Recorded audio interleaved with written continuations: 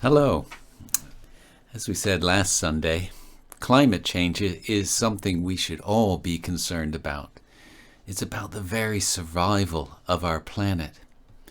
But as we also said last week, God, the powerful creator, thinks his creation, this world to which we belong, is good. And he is committed to keeping it safe and getting it back onto the track that it should be going on. In the Bible, we have God's promise that he's going to make all things new. Where things are broken, he's going to fix them. Where things have been spoiled, he's going to clean them up. This Sunday in church and down in Sunday Club, we were looking at where we as human beings fit into God's plan for this world. God calls us, the Bible says, to join him in doing what he does, taking care of this world and helping to renew and recreate it. The Bible says that we human beings are made in God's image. Of all the creatures that God created, we are the only ones, it says, that were made in God's image. And what this means is that we have a special responsibility. We have a responsibility to know God, and be connected with him, and to represent him to the world he loves.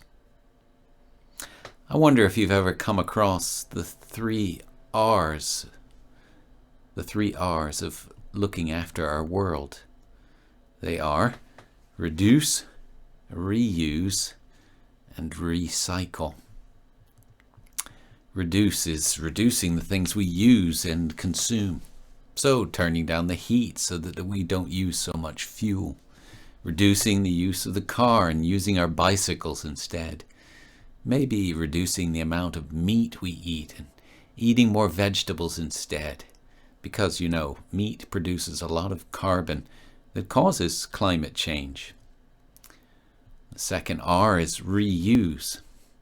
It's reusing plastic bags more than once. Or maybe using a container that something came in from the shops to store something in, or even use as a flower pot. And then there's recycle, to make sure that we don't just throw things out in the black bin, but if it's paper or plastic or metal, we put it in the recycling bins. I hope we're all doing those things. They are really important. They're a really important way to join with God in looking after our world. But there's another R that I'd like us to talk about. It's the whole idea of restoring. Restoring. I've got a good friend who has a passion for restoring old wind-up tin toys. His name is Paul, and I got to have a chat with him on Zoom on Friday.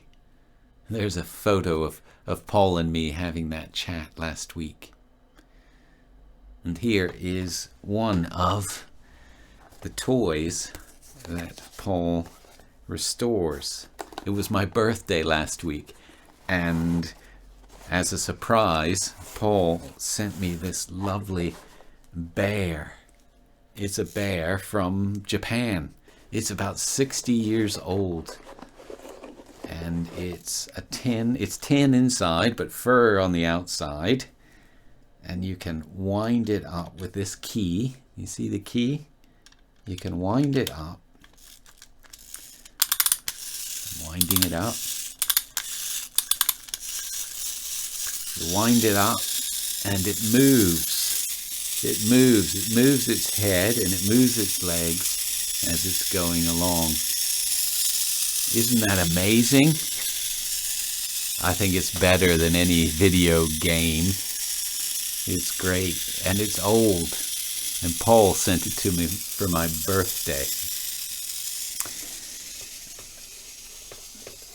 So that's one of the toys that Paul sent me. He also loves to restore old monkeys that you can sometimes see that clang those cymbals. Have you seen those before? Paul says he doesn't like those as much because they're a bit annoying. because they make a lot of noise. And here's a video of a bear that Paul has restored, a bear that's reading a book. It is very clever.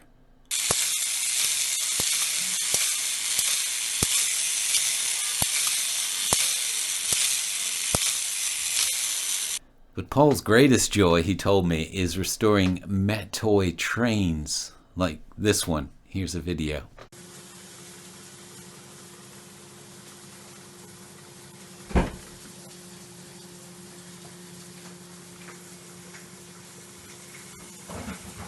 And Paul told me how he does what he does, and I think it helps us to understand how God approaches us and how we should approach others in the world that we are part of. Paul first seeks out his toys at car boot sales and sometimes on eBay. He's made friends at these sales. Paul is known as the man that restores broken toys. So if anyone has a broken toy, they tell him, and Paul seeks it out. Paul isn't looking for pristine, perfect toys. They will cost too much. He wants broken toys. Toys that nobody else wants. The more broken sometimes, the better. He said to me that when he finds the right toy, it's as if the toy is crying out to be put back together and enjoyed again, like they once were by boys and girls 40, 50, or 60 years ago. Paul brings the broken toys home, and he takes them completely apart. He wants to know exactly how the original toy maker wanted the toy to work and to look. Paul sometimes uses a loop like this. Here's a picture of a loop. And he uses it to look closely at a toy and its inner workings. And then, after looking at the toy and finding out how the original maker meant it to be, Paul goes to work fixing the toys. He cleans them up, he repairs them, and he puts them back together. He told me that it's a misnomer to say that a clock mechanism is wound too much. It usually just has dirt in the springs and it needs to be loosened, and he does that with a little bit of WD-40. Sometimes there is not enough bits of a toy to put it back completely together again. So Paul will put the bits of that toy in a box to be used later. No bit is ever thrown out, because Paul never knows when those bits might come in handy to be the last bit to complete another toy restoration. Paul also showed me a collection that he was very proud of. Here's a picture of it. He has a box full of keys. You know, every wind-up toy has a key that fits it, and without the key, the toy won't work. But keys get lost, so Paul keeps keys whenever he finds them, in the hope that one day the toy that he comes across that is missing a key can be fitted with one from the box. I think restoring, like Paul does, is a very special picture of how God works. Jesus is God, and yet he became a human being. He came among us to find the broken things, including humans like you and me. No matter how broken something is, God, like Paul, never throws it out. God, through Jesus, invites us to trust in him and to work with him. First, as he restores you and me from the inside out, and then through us, as he works to restore everything he has made. Let's think this morning, and let's receive God's invitation.